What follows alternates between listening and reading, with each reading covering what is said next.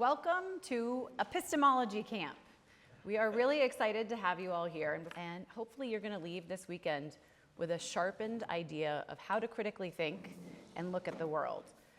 And I just want to stop for a second because I said to Greg, I feel like there may not be another gathering of people happening in the world today with this kind of collective brain power. This audience is like ramped up when it comes to intellectual capabilities. And that is not an accident. We picked you all, hand-selected each one of you, because of your ability to think critically and understand complex material, which we're going to expect of you today. But we also have complete confidence that you'll be able to master the material and go back to your communities and share it with other people, because that's really what this project is all about. And you'll start to see, when you get this information, that you read the news differently. You're able to talk to your doctor differently. You're able to process information in the world and make decisions, we hope, in a far better way. And so the ultimate goal, in some ways, is to protect yourself from the vulnerability that seems to be lurking everywhere in terms of the sort of corrupted nature of science, and then as an extension out into all kinds of other facets of the way that we navigate our lives. So in the last, sort of 9 months or year, we have seen so much tumult in the scientific community. And I don't know whether that's because we're getting better at sussing up these problems or there's just far more of it. But in any case, as an individual, it greatly behooves you to try to educate yourself so that you can identify those kinds of problems. Last year, we met at the Biltmore Hotel and had a great event. We launched with a flash. Some of those speakers are here today. And one of the things that I talked about last year was an Alzheimer's scandal that had really rocked that community, where we found that they had been photoshopping images. Science magazine exposed those problems. And it was sort of unbelievable to think that some of the groundbreaking research in Alzheimer's had been photoshopped, and all subsequent research had been relying on that. So here we are a year later, and we've had a very similar scandal happen in Boston at the Dana-Farber Cancer Institute, where they have been manipulating images, copying and pasting, this isn't even really high tech, images from day one, and then putting them later in the treatment group as though to say these tumors didn't grow.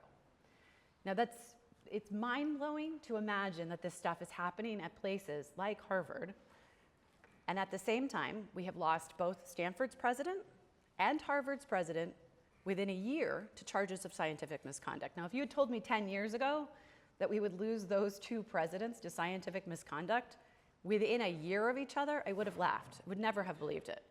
Now, the big difference this year is that our little team at Broken Science has been breaking some of those Dana-Farber stories. We've been telling them, and I think we've been doing a far better job than any of the mainstream news outlets. So I couldn't be more proud of our team for doing really in-depth research quickly and sharing that information through our newsletter, which is growing leaps and bounds, probably because of all their hard work, and putting it out on all of our channels. So I think in that way, Broken Science is already having a pretty profound impact on this space, and I think we will only continue to grow from there. So I think the need for Broken Science has never been greater. You guys are all here because we know the power of the individual is going to be far greater than trying to go through policy changes or any of the other avenues that traditionally you might try. So independently, Greg and I have been looking at health, science, corruption for a couple of decades. And in the last 4 years, we've been able to dive much deeper into these problems and really look at the philosophy of science. Now, many people point to these sort of what I would call outputs of this break. So things like peer review, the replication crisis, why we have so much money, more than any other industry, from pharma going into Congress and influencing policy. We have ineffective drugs. We're overprescribing dangerous drugs unnecessarily. But as far as I know, the Broken Science Initiative is the only group that has been able to go back and not identify any of those problems as the root cause, because they're not. We've gone back and we've traced through history and through the philosophy of science where the break happened and why. And I honestly don't think there's any other collection out there of people who understand this or are able to share it the way that we're hoping to. So that's really exciting. And you guys are all part of this. I also think it's important to recognize where we are today. We're in this, last year we were at this fancy hotel, and today we're in a construction site, right? It's a little different, but the truth is that this gym represents a lot. It was a dream of Greg's as a kid to build his own house, and here he is doing it. But also, the gym really is symbolic because Greg's foray into all of the broken science stuff started when he started applying the lessons that he'd learned from his father about science to the fitness realm. So things like define terms, measure things, make sure you can repeat your work. That was non-existent in fitness until Greg came in, and he revolutionized the space because of it. Revolutionized the space and created some enemies. So the NSCA was the main competitor to CrossFit, and they used a peer-reviewed journal to publish fake data that said that Greg's methodology caused injuries. Greg immediately recognized that the data was fake, so he sued, and he won. And a federal judge called it the largest case of scientific misconduct and fraud she'd ever seen. Well, that led him into a real interest into the ills of modern medicine and how these tools were being used for private interests. And it's from there that he's just gone upstream and now is looking at the whole thing in totality and has recognized that predictive value has left the space. And the frequentist approach that we see so pervasively in science today, especially in medicine, is what has led to all of these problems. So without further ado, Mr. Glassman. Thank you.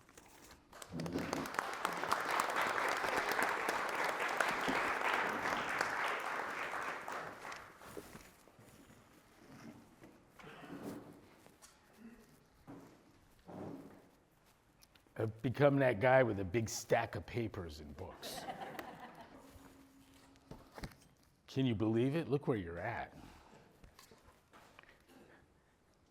I got a lot of good friends here because I don't know how else you get someone to come to something you're calling epistemology camp. So the mariachis are gonna have to be really good and the tacos really good to make this a bearable thing. I watched my father talk on p-values in Madison, Wisconsin 4 or 5 years ago, 5, 6 years ago. And he delivered what should have been a 15-hour lecture in 45 minutes. And it was just, we were all looking at each other wondering what had happened. It's a rough subject. It's a hard thing to get people interested in. It's a hard thing to describe. All of it's just pretty rough. But I'm not discouraged. If you do a lot of seminars, and I've done a lot of seminars, you speak to crowds long enough, you learn that there's this inherent tension in any delivery of, you want to get a lot of information across, but you would like, how much of it sticks matters. So a high load with low retention and everyone writing furiously and they walk away with 13 pages of notes but not sure they heard anything. I've had that experience and I've delivered that to people before. And in fact, in our own seminars that we did over time, they became simpler and simpler. And it was all modulated by this realization that what you need to do is give enough information to pique some interest or enthusiasm and make the thing inspirational to, if possible, to some extent that there's further inquiry and interest. That's what you got to do. And so you might even come down to like, well, if there's only one word that everyone picked up, what would that be? And I can tell you here it would be prediction. And if I were given 2 words, I'd say science predicts. And if you give me a third, I'd say science is prediction. And if you can give me a fourth, I'm gonna go all out and say science is successful prediction. Let's add another word, uniquely successful prediction. We'll show you tomorrow, we got some cool artwork. I got a whole list of things that have promised to foretell the future, to predict. And it's a crazy list. I don't want to spoil that, but there's a lot of fun stuff in there. And I have in there modern science, and I have in that list consensus science. And the consensus science has failed to predict, thus non-replicable, and modern science does, can, and will predict, which gives us reason to talk here. Let's define some terms. when I speak of science without any kind of modifier, I presume I'm talking about modern science, the stuff that does replicate, the stuff that has been so successful, science that has its origins perhaps from Aristotle to Bacon to Newton and forward. The broken science, that's not my term. And I always thought at one of these, someone would say, what do you mean by science? And what do you mean by broken? And I didn't pick the terminology.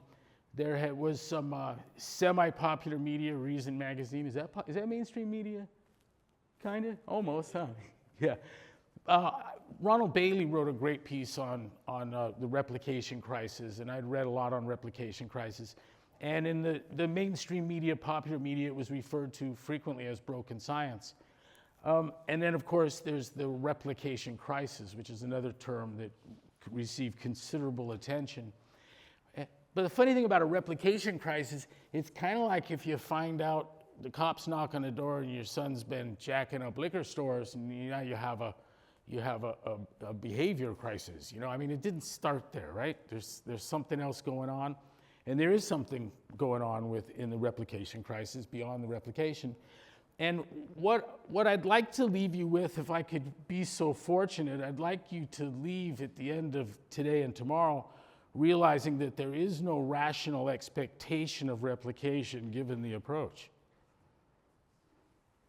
There's no rational expectation of replication. I understand the hope, I understand the desire, I understand the need, and I understand that if you're conducting modern science, let's say you're working at SpaceX, you know, where things have to work, that's a different kind of scenario, say, than other. But broken in that it won't replicate, but the problem is that the break it's epistemological.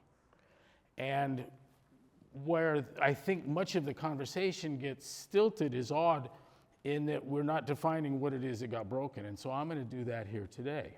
I'm going to give you a quick look at what science is, and I think that's going to make it really easy to see and look at the nature of the break. There are three influences, and I'm going to go over these a little deeper later. My father, Jeff Glassman, was head of research and development, internal research and development at Hughes Aircraft Company, and had a whole career there. I'm an aerospace product as much as any rocket or missile. I mean, the local bowling alley was Rocket Bowl, and our local park was Rocketdyne, and all my kids, their parents worked for Grumman, Raytheon, Teledyne, Teradyne, Hughes, Boeing, Lockheed, Martin Marietta. And you'd be out on the playground and you go, his dad works with his dad and they do suitcase nukes. And then they'd say, well, you're not even supposed to know that. And I go, well, I know because your dad used to work with Tom's dad, and Tom's dad said everyone in their department went over to Hughes and is working on the suitcase nukes. You know, this is playground gossip in elementary school. But I'll tell you what I got out of it. I sure the hell learned what science is. And by the way, my father maintained that science is one of the few disciplines that must know what it doesn't know and cannot know. It is bound to be aware of its limitations. And for this reason, he said there's no possible conflict between religion and science. They don't operate on the same planes. And where you see conflict, you're misunderstanding perhaps both. So the three influences, Jeff Glassman, we call him the science bear, which gives you, and I know there's some people in here that have had direct exposure to the science bear. One of the things that my dad got me to do, and by the way, I made my mark in physical education because recess was the part of school I liked. And when your dad's the science bear, you probably can't get further away from him than on the playground, right? I want to go outside and play. And I found myself 45 years old, a trainer in a gym, actually wondering what I was going to do when I grew up. And it kind of hit me. I think you grew up and you're doing it. And then I started to think of it in a little more detail. And I don't know where it came from, but I decided that I should turn observations into measurements and make predictions and have them validate on the basis of their success. And what came out of that was that constantly varied high-intensity functional movement increases work capacity across broad time and modal domains. And that simple little truth in its expression gave me multi-generational wealth, so I might owe something to the old man. In the lessons I hid from and took them to places where I'd find no application, it worked out pretty damn good for me. And I'd like to give back to that. My dad said that academic science was so bad you have to read David Stove to really appreciate how bad it is. And I fought that with everything I had. After I had academics commit full scale, in fact, the academic response to constantly varied high intensity functional movement increases work capacity across broad time and modal domains was felonies in the form of perjury. A chain of emails where they suborned the falsification and fabrication of data, and we got our hands on the emails. Imagine the shame in that. Sock puppeting reviews in the peer review process. I mean, it was all as bad as it could possibly be. And that kind of stimulated, I mean, you spend $8 million chasing down shitty academic science, you might ought to take a look at the books my dad was telling me to read. And I did, and I went through David Stove. I'll confess it took me a while. These 3 books, I think 6, 7 years, probably 2-3 hours a day, over and over and over again. With each reading, I got more out of them. We'll come back to that. The Broken Science crew actually owns the rights to this book. And I think it's one of the most powerful things ever written on the philosophy of science. One of our speakers here actually worked with and was friends with David Stove. What an honor, Anton. What an amazing thing to have done. These are dead guys. And we've got some people here that have worked close with these dead guys, and it's good to know you while you're here. When I was done with Popper, when I was done with David Stove, I felt quite confident that science grounded in probability theory. He convinced me of that. And what I did from there, or what that meant, or what the implications were, I wasn't sure. I was also became wonderfully convinced that there would be no value to reading Popper, Kuhn, Feyerabend, and Lakatos, the mainstream of philosophy of science. And, but I did anyways, but I read it with that jaundiced view of looking for the shitty parts that David Stove said I would find when I read it, and indeed I did, there it was. But this book is so cool. There's 2 sections in 5 chapters, and in increasing complexity, you're given reasons to not even look at that material. The first one I'll make it is the sabotage of logical expression, and doing things like putting quotes around words like prove, truth, and Stove likened it to fresh fish with quotations around the fresh. And it's even worse than that, because what you know is that something's intended other than what we all think the word does mean. And so now I have to project myself into the reading. Don't worry, unless it's for fun, that's not what good reading should look like. That's not what nonfiction should look like. There should be an assumption that the words mean what we all presume them to mean. When I start throwing quotes around stuff, it gets off base quickly. But I came away convinced of the foulness of academic philosophy of science. And I'm going to mention here, I talk about academic science, and I know Gerd has always been very careful to exempt the natural sciences and from this game. So this is less true of chemistry, pretty much not true of physics, and to less extent biology and the other natural sciences. The social sciences and medicine have been grievously wounded by this bad science. But being convinced that science found its grounding in probability theory, it hit me one afternoon that were that indeed the case, I should be able to go over to the probability theory side of the world and find someone who thinks that science grounds in probability theory. It was an easy thing to do. You go to Google Scholar and you start pulling up graduate texts in probability theory. There's 7 or 8. You know you're at the right place because the book's $200, right? And so I ordered all that I could find that seemed to be in regular use. And one of them was E.T. Jaynes' Probability Theory, The Logic of Science. And boy, if a cover title was ever promising, that indeed was. I've done but only this in the other books. It was this one that I looked up David Stove, I looked up Karl Popper, and I knew I was home. And then now it's been, 4 years I've had these books? And it's a struggle. I can't say I've read it yet, but I can tell you on what page a lot of things are, and I'm making progress. And it's an incredible work because what has happened here, what E.T. Jaynes has done, what he accomplished, was he gave method for the optimal processing of incomplete information. Fair enough, Anton? Close, yeah? Brett Horst, the editor of the book, who is a student of his and also a friend of Anton's, he said that Jaynes was the first to realize that probability theory as used by Laplace was a generalization of Aristotelian logic that reduced to deductive logic in the special case that our hypotheses are ones or zeros. There's a hell of a lot there. We could do a seminar on that alone. But the profundity of it is amazing, and anyone in the education business, anyone that's teaching children logic, needs to realize the potential in looking at probability theory as a vehicle through plausible reasoning to introduce kids to that generalization through probability theory. And that journey can begin on your first exposure to algebra. We can be off to the races.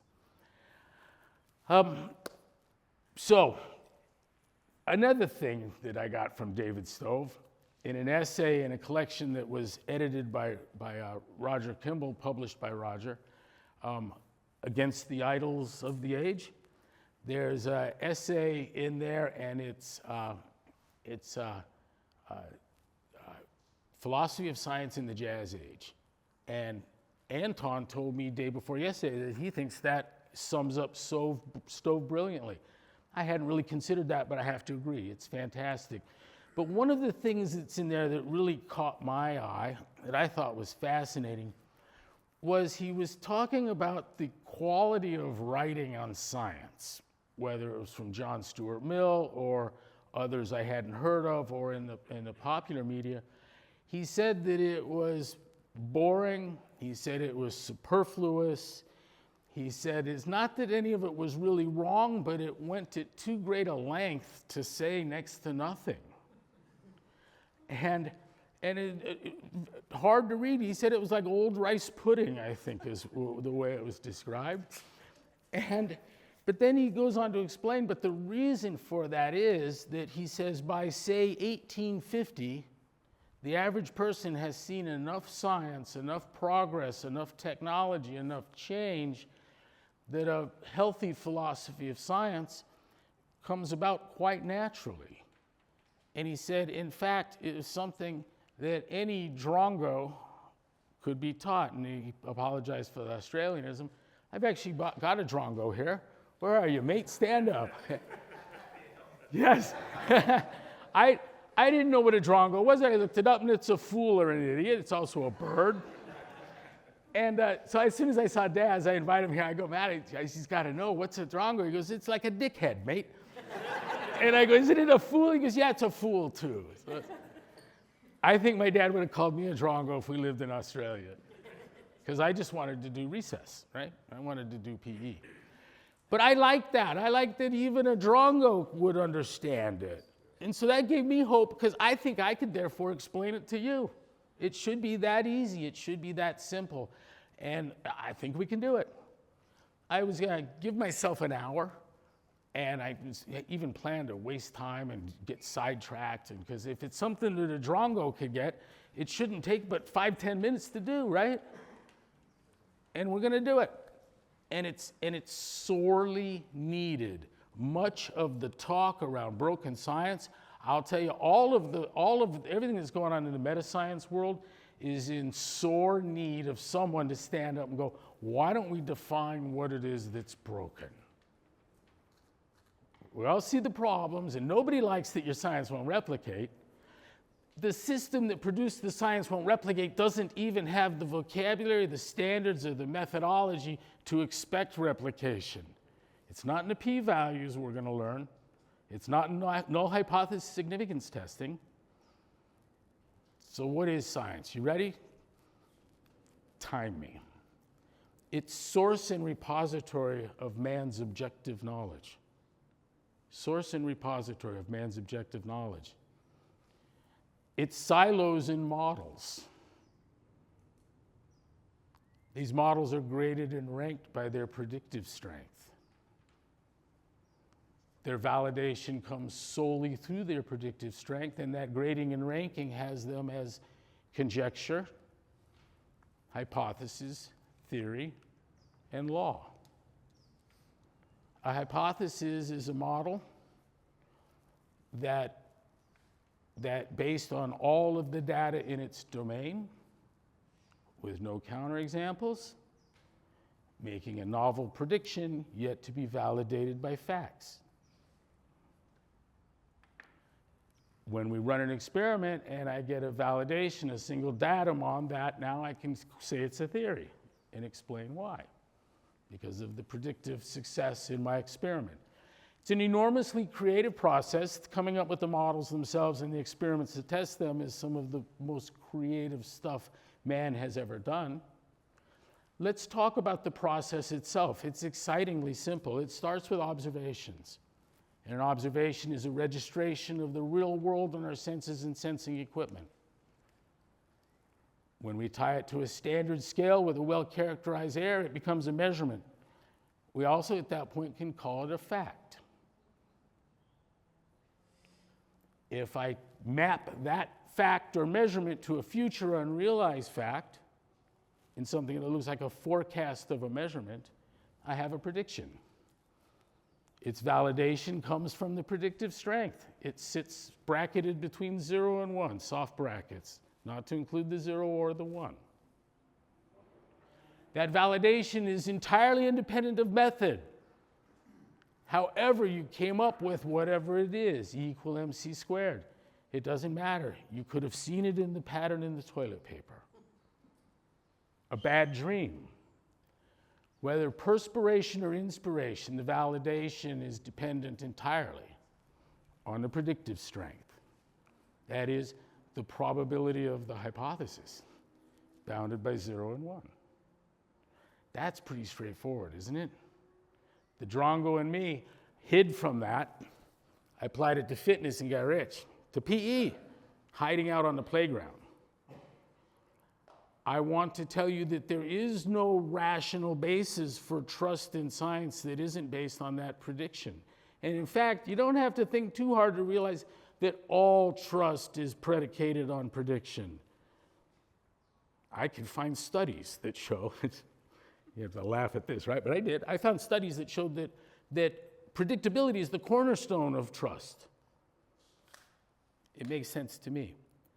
When we trust things that don't have predictive strength, maybe looks like faith, right? It doesn't have to be a positive thing. There are people that I would trust to steal my money.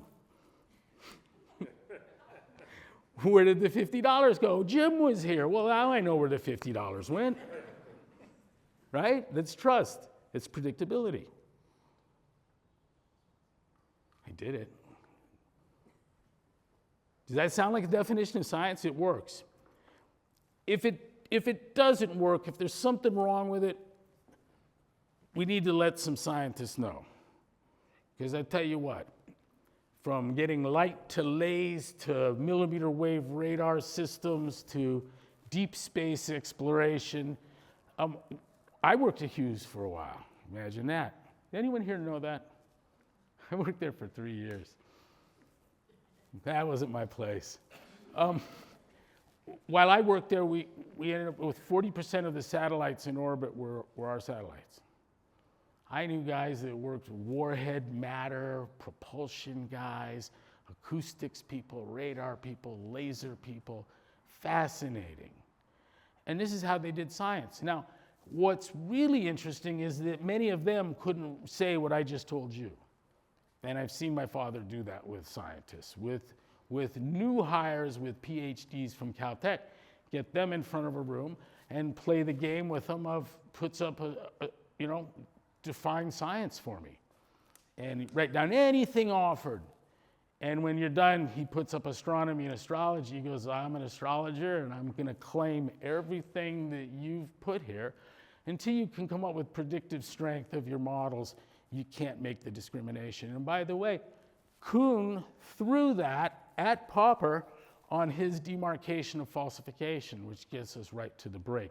You could almost start there. But I think that was a red herring. I think falsification, what he really wanted to do was modus tollens down to the end zone. Modus tollens, if P then Q, not Q, therefore not P. Remember that? That's the deductivist attempt, and it's where Popper started. The true demarcation between science and non-science is predictive strength of models. Predictive strength of models. It is not falsification. You could make an argument for falsification being a requirement for a meaningful assertion. I believe A.J. Ayres did exactly that. I've dug through my Ayres. I'm having trouble finding it, but I knew of falsification from Ayres that if you couldn't conceive of an experiment that would show that was false, that would cause you to change your mind, you weren't in the space of meaningful assertions.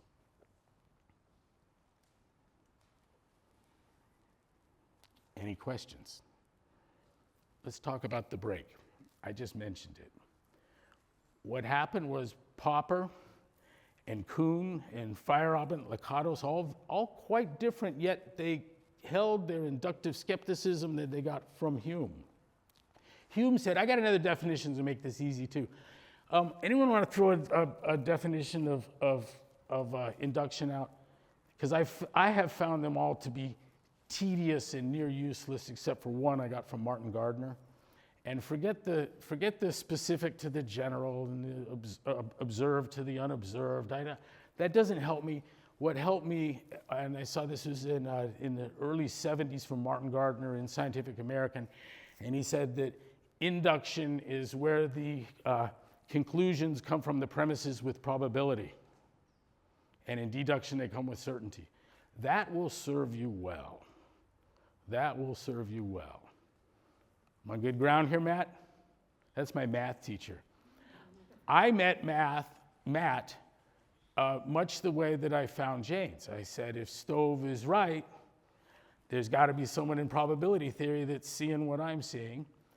And I'll tell you tomorrow, I'll fill in the details there, but let me tell you how I found William Matthew Briggs. I put into Google, if the baby cries, we beat him. We don't beat the baby, therefore he doesn't cry. And Matt came up on top. That was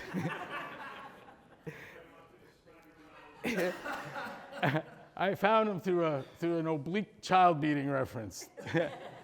and I knew that what it is, it's a seeming to be a bug in some logic. And I'm like, who else is talking about this kind of stuff? And do they know about Jaynes? And boy, did they, and David Stove and everything else. I think we're all in the room together here today. But so Hume's inductive skepticism for Popper became just an outright denial. And it was kind of sad because I think Hume left him holding the bag, because after his death in the dialogues, we find out that it was a juvenile affectation. And I always interpreted it that way too. I didn't think he seriously meant it. And it's also been attributed to him that anyone that truly denied induction would be mentally ill. And I think others have pointed that out, that there would be very much a kind of craziness to that.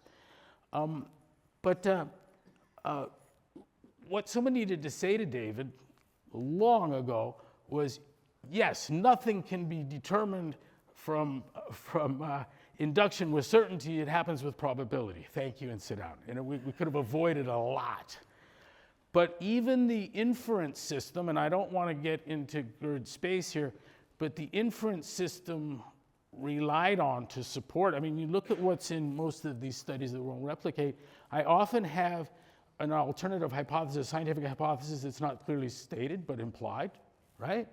Then we do the magic on the null with the data, and get the low p-value and say, therefore, we found a causal relationship and my invisible hypothesis is true.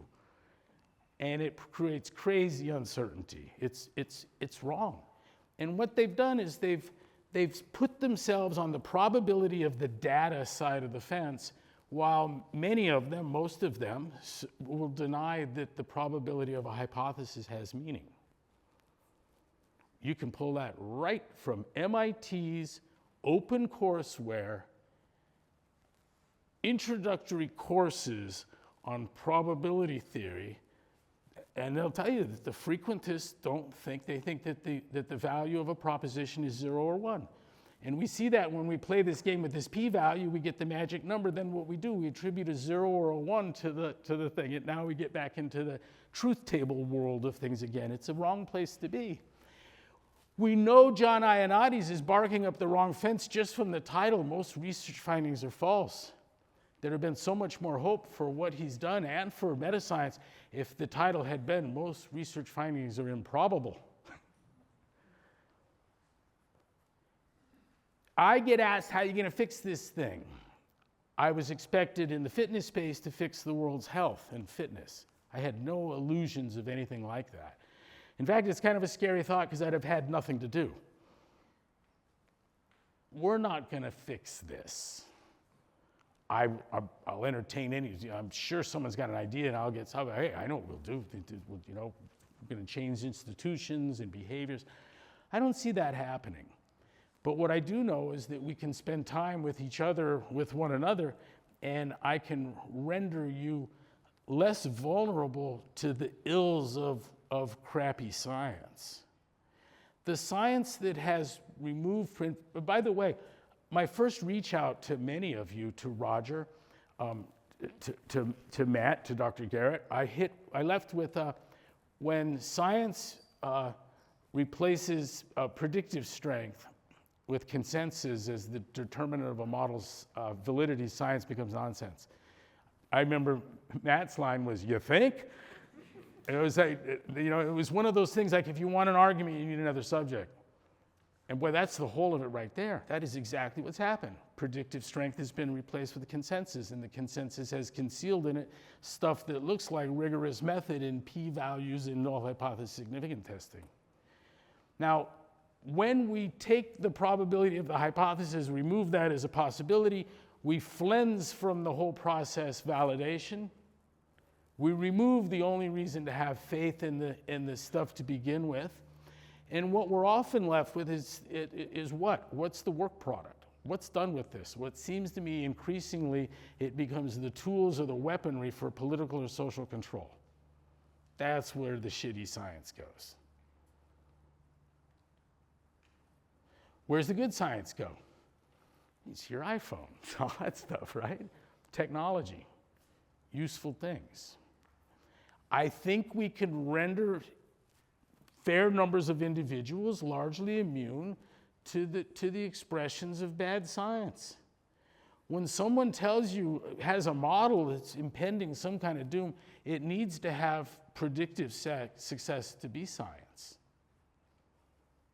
It's not a scientific model until it's successfully predicted something. I'm going to also ask it to do some retrodiction. I'd like to be able to use it backwards and forwards, please. And until then, nothing. That's the break. I first heard Gerd Intro's name from Matt in a talk that you did at the airport. Was that at the airport in Ontario? Where was that? Yeah. It looked like an airport hotel. I hate those chairs. I try to break that mold. I've done too many talks in hotels. I try to get away from them. But he mentioned something that I thought was brilliant, in the name Gerd Intro, and I had enough German. I hit that G-I-R-D, G-I-G-E-R-E-N-Z-E-R, boom. And the three things that he has written on null hypothesis significant testing, the three articles that we left in the reading, I read those over and over and over and over again. I get so much out of that. And over a period of 20-something years, this good doctor, this good professor, sounds the alarm again in a wonderfully, brilliantly written. A lot of these people, my dad was a good writer, Stove was a good writer, you're a good writer, Jaynes was a good writer. I think that's all very interesting. Gerd, you're a fantastic writer. Anton, I think you're a good writer. I'm not sure yet, but I think so. I think so. Yes, yeah. If you haven't read the 3 papers that we're suggesting you read them tonight and come back with questions tomorrow. One of the things that I got out of Gerd that was so cool was he turned me on to he was quoting studies that showed that kids are being taught that people believe things about p-values that just are not true. Interestingly, about what's commonly believed, that first of all, that it categorizes. It's not a random assemblage of misconception. There's your standard issue misconceptions, and they almost all of them falsely suggest something about the probability of a hypothesis. We desperately want to know about the hypothesis, and mostly we don't care about the probability of the data. In fact, it seems to me when we're studying with tremendous effort the probability of data, we're doing statistics, and when we turn that into something that can objectively report on the probability of hypothesis, now we're in the space of science. And you can feel the desire to be there. Here is a book. Was this in popular usage? Yeah. The guy's CV is very impressive. He seems like he was a good guy, juvenilely. But he's got Introduction to Statistics for Psychology and Education. And in the space of, believe it or not, I mean, I have to read it each time. Did it really happen in 2 pages? Well, not 194 to 96, so 3 pages. He states as fact 3 of the common misconceptions regarding p-values, each of them suggesting something about the probability of a hypothesis that it cannot do. I love the ethical skeptic on p-values. He called them mildly inductive. Is there someone here that knows who that is? I don't mean the name, like it's Tony Brown. No, okay. No, I've been trying to find out. I know someone who knows him. I would be a part of uncovering that, but it's curious as hell. We're in an age where there are widely regarded authorities that remain anonymous. They've got pseudonyms, and they carry weight. We don't know where the ethical skeptic's from, where he lives, what he did, or what company he runs, but it's good enough for us. He's known by what? His work. This is something, by the way, we figured out in running a virtual company, the work from home scene. You became known only by your work product. And it was easier to shirk showing up every day than it was when no one came in. So when someone's going, what does she do, and nobody knows, uh-oh, that's it. That's a problem.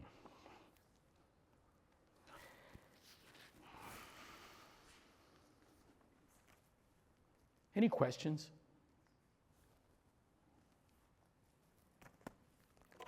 Let me see if there's something else I want to hit while I'm here. Corruption. There's two definitions of corruption. One is the unethical behavior for compensation, right? That's kind of an obvious one. There's another one, and it's an alter of the structure of something where it alters its function, like a corrupted computer file. Just randomly change a 1 to a 0 and a 0 to 1. And might make it better, unlikely, but it's likely to function differently. And that's a corruption.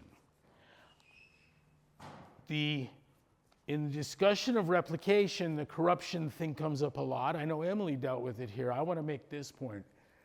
The epistemic debasement, the flensing of the validating step of predictive strength, and replacing that with null hypothesis significance testing and p-values, that corruption of the scientific method invites, nourishes, and conceals corruption too. So I got people in the industry going, wait a minute. You're saying if I can get a scientist, or 2 or 3 of them, on a masthead, and fund a study, and get good p-values, we got science that shows Coke is good? You're not eating enough donuts? Yeah, we can do that. You're kidding me. Yeah, okay, we'll be there. They're there. That is what's happened. That is what happens. You buy the scientist, you pay for the study, you get the, ethical skeptic referred to it as the lientific method. Hilarious if it weren't so. And you gotta laugh at all of this. First of all, it makes it more interesting. Get out of your head any idea of fixing the system. Let's just fix each other and the people we know, people around us. And I think that's the stuff of mass movements. I have but one experience with that, and that's what I did. And a lot of people came around. Thank you. This has got to be fun. Sir. I have a question. Yes. So you're talking about the p-values and statistics and so forth, right? And you're not throwing out the baby with the bathwater here, are you? And saying that statistics are not useful for doing medical studies. Nope. You're complaining that people are applying the statistics inappropriately, or that the study design was such that the statistics don't actually show anything. Yes. But a p-value in and of itself could be a useful way of thinking about whether there's a signal there or not. The doctor's pointing out that the p-value has legitimate use, and I think we'd see it in quality control, for instance. It makes natural. I got a great p-value story. I'll give you an instance of the probability of the data leading directly to a conclusion on a hypothesis. My nail measuring experiment. My dad found out, have you heard this before? Yeah. I mean, yeah, I thought it was a miracle. I couldn't believe that he knew that I didn't measure those fucking nails. Has everyone heard this? Yeah. Tell it again. My dad went to open house in the 5th grade and found out from the teacher. He just says, I don't think he's got a science project building, and they're due. They've been working on it all year, and I don't think Greg has one. And my father didn't say anything, which was really bad for me, you know. We get home, he still doesn't say anything. In the morning, he doesn't say anything. I think, this is weird. He comes home from work, and he has a micrometer in a little wooden box and a bag of 1,000 nails and a quadrile tablet.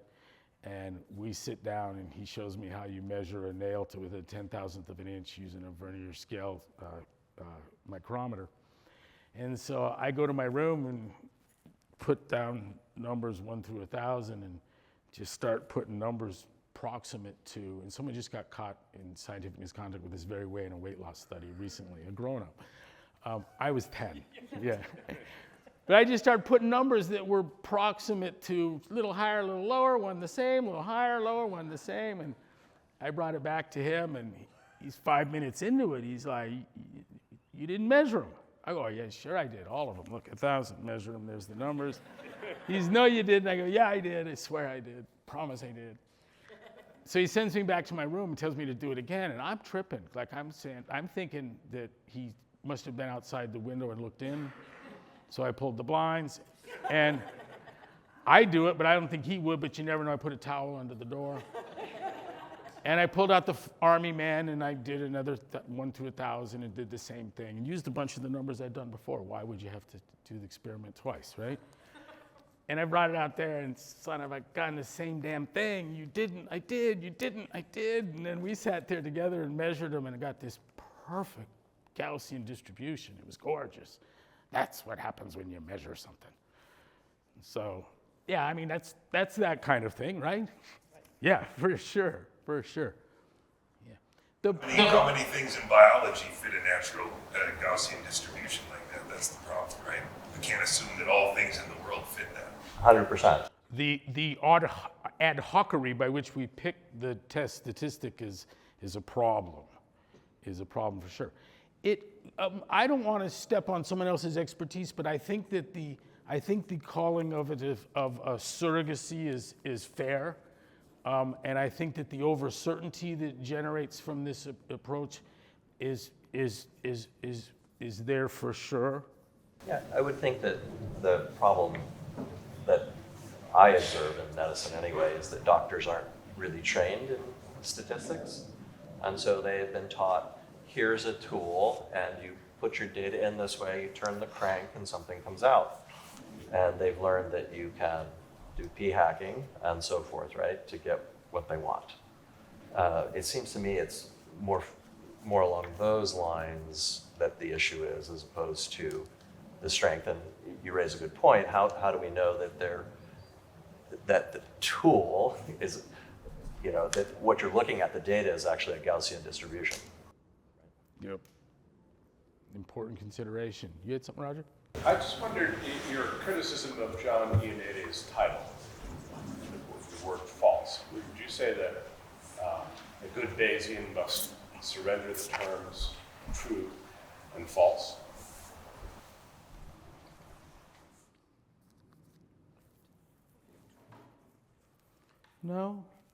No, but if I'm going to tell you that penicillin is effective on, what is it, gram-positive bacteria?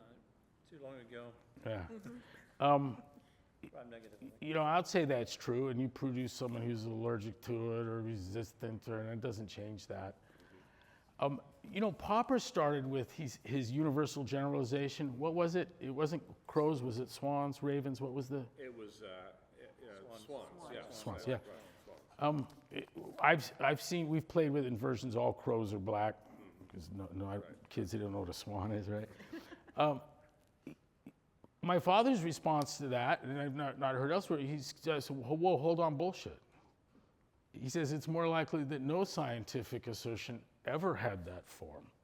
He goes, let me put it this way. I've never known a scientist stupid enough to come forward with a universal generalization as a scientific model. That's absurd. And true enough, we've actually, at my local Jack in the Box in Prescott, just miles up the road, I was sitting there watching ravens pick through garbage, and there was a red one.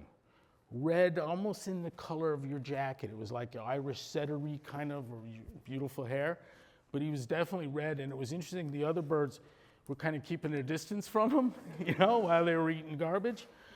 And I went into the local bird expert, and I had pictures, and he had pictures, and he knew they had some mutation. And it was funny because you read Popper and you think there'd be a huge excitement or refutation of something. No, actually, it's a mutation. And just to reinforce, because a lot of what I do is to look at the capture of the data to start with, and most of the games are played before any of the statistical stuff comes into action, if you like. So what you tend to find is that there are ways of gathering data such that it's just a bit like your nail measuring experiment. There's no point in doing anything if the data that's going in is just absolute nonsense. And I think that's where I'm most interested in what you're thinking on that. You know what? You remind me very much of a legal concept, and I think it was Oliver Wendell Holmes, and it was quoted. Where's Dale? Where's Mr. Certain? It was quoted by our judge, San Martino, in our case, in terms of the perjury of the academics, and he said you can't apply law to lies. yeah, you're just sunk at that point. You just sunk at that point, and what to do about a generalized dishonesty through our system, I don't know. But if I'm going to do fake science, I'd sure rather hide it in the consensus variant. I've watched the process by which scientists are purchased and studies are performed or buried. 97% of scientists agree with you. Yeah. My dad used to scream at the TV. He'd jump up and turn down the commercial every time. There's no voting in science. There's the 9 out of 10 dentists who, I mean, that got stopped every time. We had Dale once. What did I tell you? We set Dale up with the science bears. Someone told him, you call Jeff and ask about, was it Pete? Like we crank call at night to get it wound up over feedback. That's exactly what you're talking about, which is like, if you graph that on polar coordinates, it disappears, it's nonsense, you know, losing his mind. I was like, oh God, why did we do 40 minutes trying to get off the phone that? Put him on speaker, put him on speaker. with the science bear. I miss him. I miss the science bear. I have one more question here. Anything. So, the distinction between true and false, or the use of those, is it fair to say that they don't apply well to data? Not useful terms as applied to data, but useful as applied to philosophical claims or logical claims. Yeah, let me tell you this. The most important things in the world will sit squarely outside of the realm of science. And my line was, if we're going to have a town hall debate on free speech, where we resolve to whether we're going to continue with free speech or not, I'm going to come and I'm going to join in the debate, and I'm going to do my best to argue, and I'm going to bring a gun in case I lose the debate. Okay? The most important things in our world aren't amenable to scientific analysis. And when I hear people talk about, well, you don't know how hard it is in psychology that we can't do the experiments and we don't have the controlled variables and on and on and on, and I get it. And maybe that's why literature's done a better job than academia in dealing with psychological issues in terms of shedding light, being a source of truth. I think Murray Carpenter's sharp on that, on King Lear in particular, is brilliant, that there's exposition of psychology there that you never would get out of the university. Insights, right? That's harsh. I wish I could be Douglas Murray and talk about the rubbish degrees. He's got so little trouble with just, and you ask him what they are and he'll tell you. What a character. I greatly enjoy him.